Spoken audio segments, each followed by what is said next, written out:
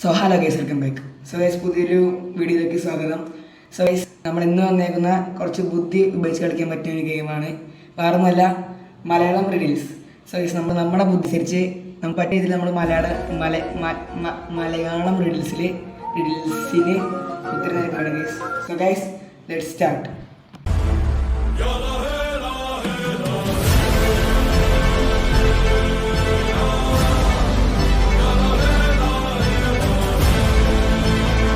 So guys, നമ്മൾ Malayalam riddles എന്ന യൂട്യൂബിൽ അടിച്ചെടുത്ത് നോക്കാം. അപ്പോൾ ഫസ്റ്റ് കാര്യം എന്തായാലും നമ്മൾ അത് നോക്കിയിരിക്കും.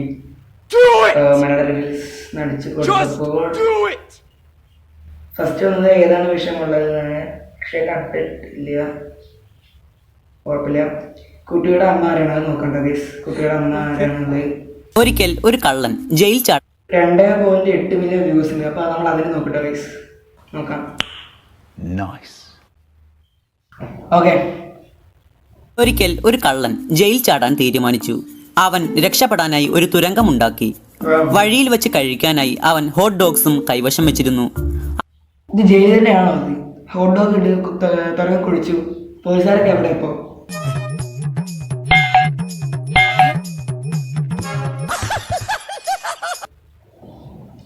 അവൻ ഉണ്ടാക്കിയ കഥയിൽ ചോദ്യം വഴിയിലൂടെ രക്ഷപ്പെടാൻ തുടങ്ങി.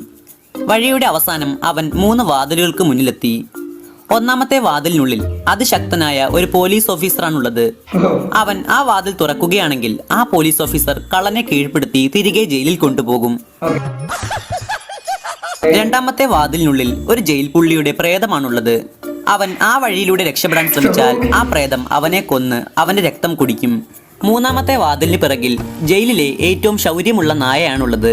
കൂടാതെ അത് വിശന്നു വലഞ്ഞിരിക്കുകയാണ്. കള്ളൻ ആ വാതിലിലൂടെ പോയാൽ ആ നായ കള്ളനെ കടിച്ചു കൊല്ലും. കള്ളൻ ഇതിൽ ഏത് വാതിലാണ് തിരഞ്ഞെടുക്കുക? എന്താ നിങ്ങൾക്ക് പറയാമോ? ആലോചിക്കൂ. നിങ്ങളുടെ ഉത്തരങ്ങൾ കമന്റ് ചെയ്യൂ. ഇത് ഈസിയാണ്, വലിയ കാണുന്നില്ല. കാരണം കള്ളൻ ആയതിന് ഹോട്ട് ഡോഗ് കയ്യിൽ വെച്ചിട്ടുണ്ട്. ഇപ്പൊ ഈ ഹോട്ട് ഡോഗ് എടുത്ത് നായ്ക്ക് കൊടുത്താൽ എന്ത് നായ വിശന്നിരിക്കാണല്ലോ, ഹോട്ട് ഡോഗ് കൊടുക്കുകയാണെങ്കിൽ അതുവഴി സുഖമായിട്ട് കയറിപ്പോ. ഇതൊക്കെ ഈസി ക്വസ്റ്റ്യൻ.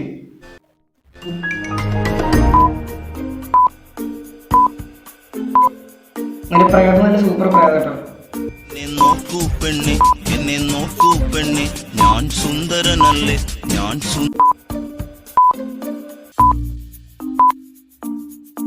കള്ളൻ മൂന്നാമത്തെ വാതിൽ തിരഞ്ഞെടുക്കും.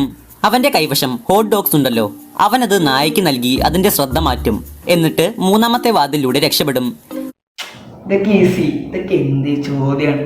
ഹാർഡ് വേണം, ഹാർഡസ്റ്റ് ക്വസ്റ്റ്യൻ കൊണ്ടുപോകാം. നിങ്ങൾക്ക് ഈ ചോദ്യം ഇഷ്ടപ്പെട്ടെങ്കിൽ വീഡിയോ ലൈക്ക് ചെയ്യാൻ മറക്കരുത്. മനുവിന് ഒരു കാർ ഓടിക്കാൻ ആഗ്രഹം തോന്നി. അതുകൊണ്ട് മനു ഒരു കാർ മോഷ്ടിക്കാൻ തീരുമാനിച്ചു.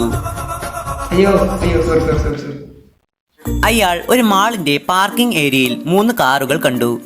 ഈ 3 കാറുകളും ശ്രദ്ധിച്ചു നോക്കൂ. എന്നിട്ട് പറയൂ, ഇതിൽ ഏത് കാറായിരിക്കും മനുവിന് മോഷ്ടിക്കാൻ എളുപ്പം? ആലോചിക്കൂ. നിങ്ങളുടെ ഉത്തരങ്ങൾ കമന്റ് ചെയ്യൂ.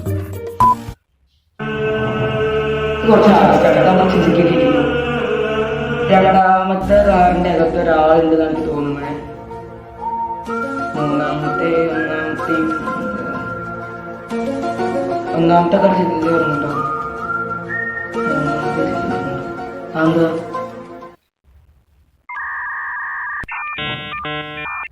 എനിക്കറിയില്ല.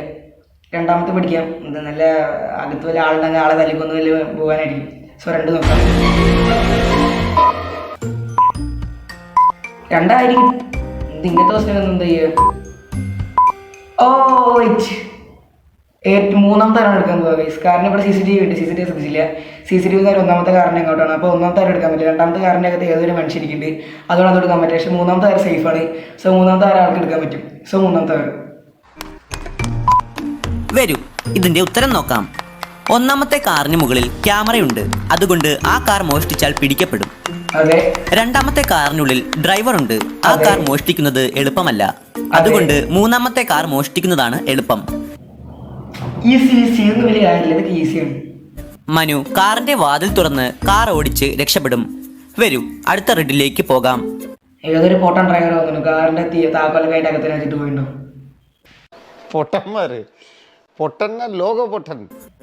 ബാങ്ക് എക്സിന്റെ മാനേജർ ഇന്നലെ കിഡ്നാപ്പ് ചെയ്യപ്പെട്ടു. ഇന്ന് രാവിലെ ബാങ്ക് എക്സിൽ ഒരു മോഷണം നടന്നു. പോലീസിന് ബാങ്ക് മാനേജറെ കണ്ടെത്താനായില്ല. അവർ ഡിറ്റക്റ്റീവ് മെഹുലിന്റെ സഹായം തേടി. മെഹുലിന് ആരുടെയോ ഫോൺ വന്നു. അയാൾ ബാങ്ക് മാനേജറുടെ ലൊക്കേഷൻ പറഞ്ഞു കൊടുത്തു. മെഹുൽ അവിടെ എത്തിയപ്പോൾ മാനേജറിനെ ആരോ കെട്ടിയിട്ടിരിക്കുന്നത് കണ്ടു. മാനേജർ പറഞ്ഞു, ഇന്നലെ കിഡ്നാപ്പേഴ്സ് എന്നെ ഇവിടെ കെട്ടിയിട്ടു. അവർ എന്നെ കൊണ്ട് ബാങ്ക് ലോക്കറിന്റെ കോഡ് പറയിപ്പിച്ചു. അപ്പോൾ തന്നെ അവർ പോയി, പിന്നെ തിരികെ വന്നിട്ടില്ല. എന്താ മാനേജർ സത്യമാണോ പറയുന്നത്? നിങ്ങൾക്ക് എന്ത് തോന്നുന്നു? നിങ്ങളുടെ ഉത്തരങ്ങൾ കമന്റ് ചെയ്യൂ.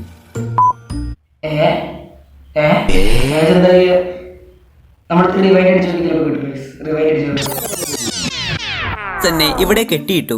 അവർ എന്നെ കൊണ്ട് ബാങ്ക് ലോക്കറിന്റെ കോഡ് പറയിപ്പിച്ചു. അപ്പോൾ തന്നെ അവർ പോയി, പിന്നെ തിരികെ വന്നിട്ടില്ല. എന്താ മാനേജർ സത്യമാണോ പറയുന്നത്? നിങ്ങൾക്ക് എന്ത് തോന്നുന്നു? നിങ്ങളുടെ ഉത്തരങ്ങൾ കമന്റ് ചെയ്യൂ.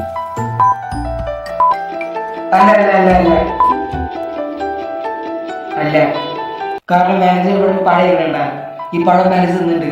സോ അങ്ങനെ അങ്ങനെയായിരിക്കും. കള്ളാണ് പറയുന്നത്, ഉറപ്പാ കള്ളാണ്. എന്തായാലും പഴത്തിന്റെ കേസാണ്. മാനേജർ കള്ളമാണ് പറയുന്നത്. അയാളുടെ അടുത്ത് ഒരു പഴമുണ്ട്. പഴത്തിന്റെ തൊലി പൊളിച്ച് അതാരോ കഴിച്ചിട്ടുണ്ട്. അയാളുടെ കൈകൾ കെട്ടിയിട്ടിരിക്കുകയാണെങ്കിൽ അയാൾക്ക് എങ്ങനെ അത് കഴിക്കാനാകും? മൂന്നെണ്ണത്തെ കറക്റ്റ് ആൻസർ ഞാൻ പറഞ്ഞിട്ടോ. ഈസി. അഞ്ചെണ്ണത്തെ കറക്റ്റ് ആൻസർ പറയണമെങ്കിൽ കാണുന്ന എല്ലാവരും ലൈക്ക് സബ്സ്ക്രൈബ് ചെയ്യണം. ഇന്നലെ കിഡ്നാപ്പേഴ്സ് കഴിച്ചതാണെങ്കിൽ അത് ഇപ്പോൾ തന്നെ കറുത്തിട്ടുണ്ടാകും. മാനേജർ കള്ളമാണ് പറയുന്നത്. മെഹുൽ അങ്ങനെ അയാളെ പിടികൂടി. വരും, അടുത്ത റെഡിലേക്ക് പോകാം. മുംബൈ നഗരത്തിൽ അതിശക്തമായ മഴ പെയ്യാൻ തുടങ്ങി. മഴ കാരണം നഗരത്തിലെ വൈദ്യുതി ഇല്ലാതായി. നഗരം പൂർണ്ണമായും ഇരുട്ടിലായി.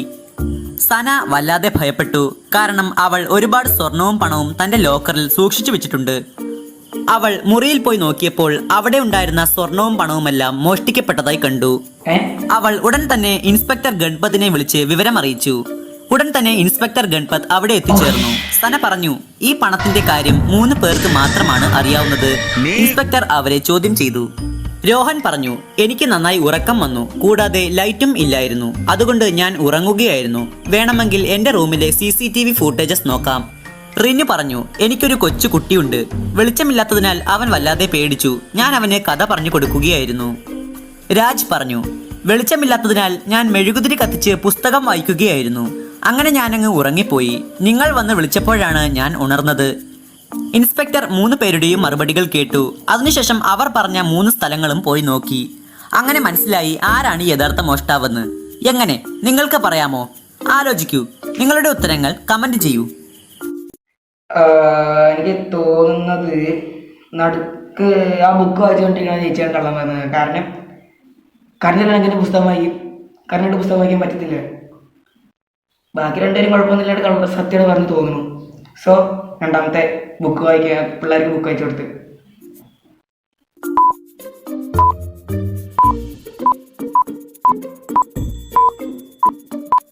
വരൂ, നമുക്ക് ഇതിന്റെ ഉത്തരം നോക്കാം. ഇവിടെ 2 പേരാണ് കള്ളം പറയുന്നത്. രോഹനും രാജുമാണ് അവർ. ലൈറ്റ് ഇല്ലായിരുന്നു, അതുകൊണ്ട് CCTVയിൽ ഒന്നും കാണാൻ കഴിയില്ല. അങ്ങനെ നോക്കുമ്പോൾ രോഹൻ പറഞ്ഞത് കള്ളമാണ്. രാജ് പറഞ്ഞത് പുസ്തകം വായിച്ച് താൻ ഉറങ്ങിപ്പോയി എന്നാണ്. പക്ഷേ ഈ ചിത്രത്തിലുള്ള മെഴുകുതിരി നോക്കുമ്പോൾ അതിൽ അല്പം പോലും മെഴുക് ഉരുകിയിട്ടില്ല. അതുകൊണ്ട് അവനും കള്ളമാണ് പറയുന്നത്. ഇൻസ്പെക്ടർ ഗൺപത് അങ്ങനെ അതെങ്ങനെ? അയ്യോ, പക്ഷെ ഞാൻ പറഞ്ഞത് കറക്റ്റാണ് കേട്ടോ. കാരണം എങ്ങനെ പുസ്തകം വായിക്കും കറണ്ടില്ലാണ്ട്? പക്ഷെ അതും കറക്റ്റാണ്. 2 പേരെയും പിടികൂടി. വരൂ, അടുത്ത റെഡിലേക്ക് പോകാം. ഈ 2 ചിത്രങ്ങളും ശ്രദ്ധിച്ചു നോക്കൂ. എന്നിട്ട് പറയൂ, ഇതിലാകെ എത്ര വ്യത്യാസങ്ങളാണ് ഉള്ളത്? സാവധാനം നോക്കൂ. നിങ്ങളുടെ ഉത്തരങ്ങൾ കമന്റ് ചെയ്യൂ. ഇതൊക്കെ റെഡിലാണോ? ഇവിടെ പൂച്ച, ഇവിടെ ഒരു പട്ടി, അതിൽ വ്യത്യാസമാണ്. പിന്നെ ചില്ല കറന്നുണ്ട്. അവിടെ ലോറി ഉണ്ട്, ഇവിടെ ലോറി ഇല്ല. അതൊന്ന്. പിന്നെ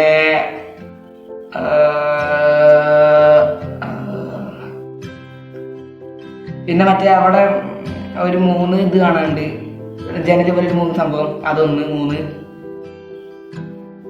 ഞാൻ 3 തന്നെ ഉണ്ടാവുള്ളൂ. അത് മതി.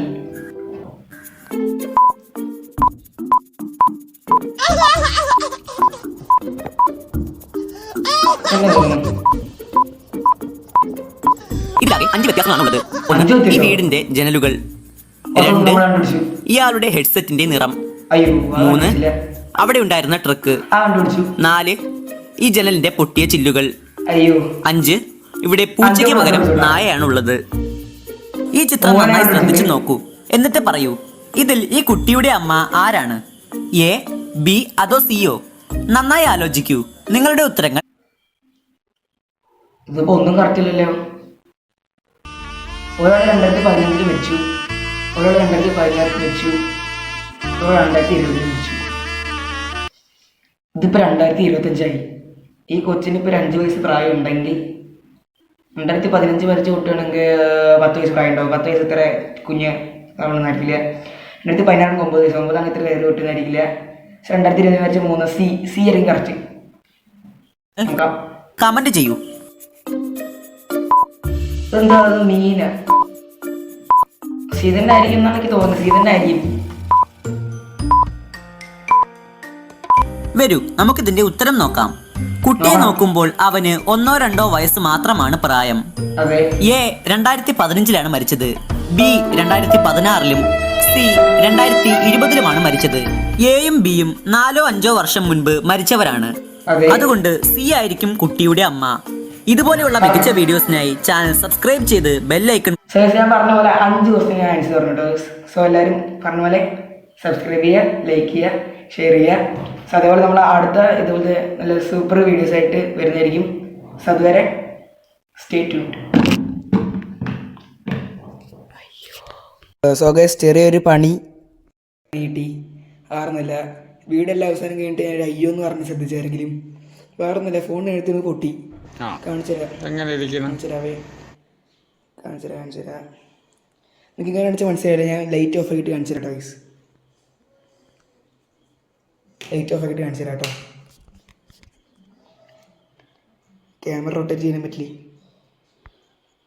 റൊട്ടേറ്റ് ഷിറ്റ് വേണ്ട ഗൈസ്. ഒറ്റ വീഴ്ചയ്ക്ക് സാധനം പോയി.